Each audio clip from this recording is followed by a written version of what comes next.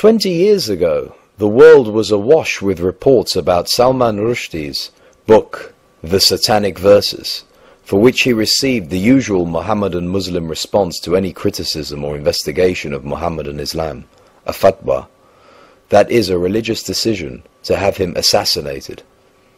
Was there and is there a record of these verses in Mohammedan Islam? Mohammedan Islam, basing its monotheism on that of the Israelites and their Torah, strongly opposes idolatry, polytheism, and associating anything or anyone with God. This contrasts sharply with the contention by Muhammad's Arab contemporaries who believe that Allah had associates. Some of these associates are mentioned in the Quran. Among them are three female deities, Al-lat, Al-Uzza, Manat, who were, according to the religious beliefs of the pagan Arabs, the daughters of Allah, the supreme deity of the Kaaba. Each had a shrine in separate places not far from Mecca in Arabia, where Muhammad was born and began his mission. Although the Quran in its present form obviously rejects these deities, Muslim history asserts otherwise. The Islamic records assert that Muhammad actually spoke Satan's words as if they were the words of Allah. This event is documented by several early Muhammadan scholars and is referenced in the Hadith and the Quran. Later Muhammadan scholars, ashamed and embarrassed that their self-declared prophet spoke Satan's words, denied the event occurred. A myriad of excuses and contorted stories have been put forth by these later scholars to cover up Muhammad's sinful error. It must be very clearly pointed out that the Satanic Verses event is not something made up by non-Muslims. The event is recorded by the earliest Islamic sources available reporting on Muhammad's life. No one should think that it is a story made up by people who are critical of Islam. It is an episode directly found in the early Islamic records.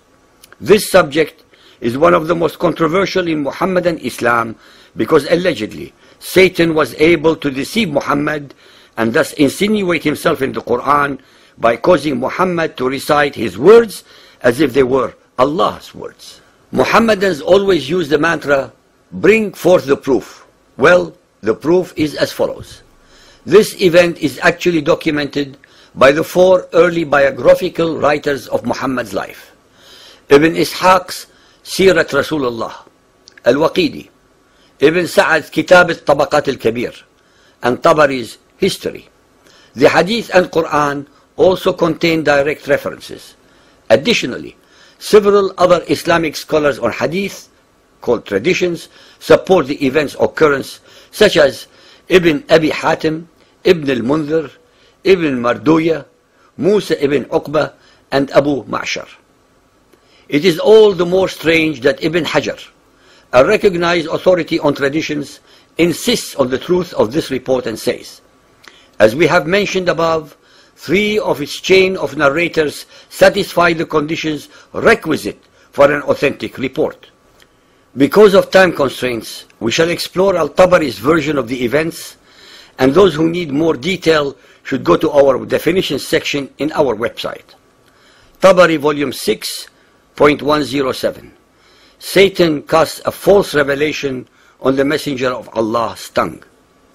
The Messenger of Allah was eager for the welfare of his people and wished to effect a reconciliation with them in whatever ways he could. He longed in his soul that something would come to him from Allah which would reconcile him with his tribe. With his love for his tribe and his eagerness for their welfare, it would have delighted him if some of the difficulties which they made for him could have been smoothed out. And he debated with himself and fervently desired such an outcome. Then Allah revealed, chapter 53, verse 19, have ye thought upon Al-lat and Al-Uzza, and Manat the third the other? At this very moment, Satan allegedly cast on his tongue, because of his inner debates and what he desired to bring to his people, the words, these are the exalted Gharaniq, whose intercession is to be hoped for. When the Quraysh heard this, they rejoiced and were happy and delighted at the way in which he spoke of their gods, and they listened to him, while the Muslims, having complete trust in their Prophet in respect of the messages which he brought from Allah, did not suspect him of error, illusion, or mistake. When he came to the prostration, having completed the surah, he prostrated himself, and the Muslims did likewise, following their Prophet, trusting in the message which he had brought and following his example. Those polytheists of the Quraysh and others who were in the mosque likewise prostrated themselves because of the reference to their gods which they had heard, so that there was no one in the mosque, believer or unbeliever, who did not prostrate himself. The Quraysh left delighted by the mention of their gods which they had heard, saying, Muhammad has mentioned our gods in the most favorable way possible, stating in his recitation that they are the high-flying cranes, gharaniq, and that their intercession is received with approval. It is very important to point out here and now that Muhammad and his Muslim followers were prostrating themselves and praying in a purely pagan mosque, a house of idolatry, since they were surrounded by the rock gods of the Quraysh. Muhammad should not have done so at all as an alleged monotheist. This only shows that he was always willing to compromise his beliefs until such time as he could overcome or destroy all those who did not believe as he did, as in fact he eventually achieved. Then Gabriel came to the Messenger of Allah and said, Muhammad, what have you done?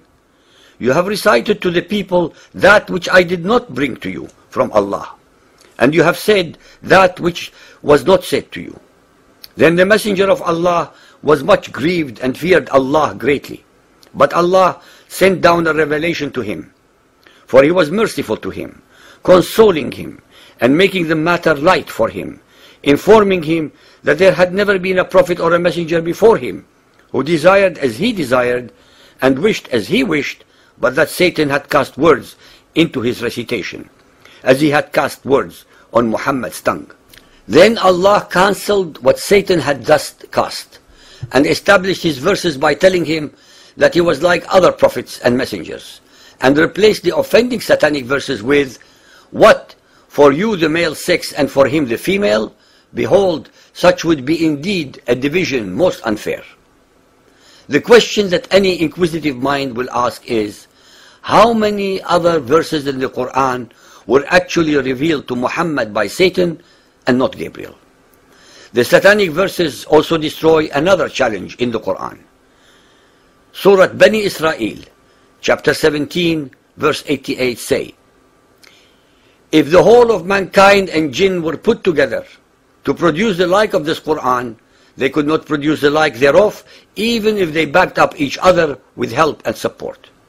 Ladies and gentlemen, it is clear from the above that in desperation and in a moment of weakness, Muhammad was willing to compromise his monotheism by conceding to allow the daughters of Allah to remain as intercessor in his Islam.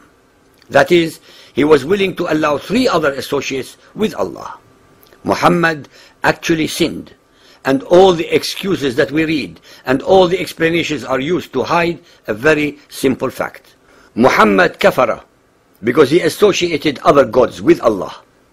When he realized the enormity of what he had done, he repented, and to rectify his error, he first accused the innocent Satan of having tricked him, and then revealed the very conveniently descended abrogating verses, followed by others in which Allah only admonished him and made light banter of his enormous sin. Neither Satan, Gabriel, nor Allah were involved. It was all Muhammad at his very best, deceitful, wily, beguiling, and very much in control of his mostly very superstitious, ignorant, fearful, illiterate, and totally obedient flock.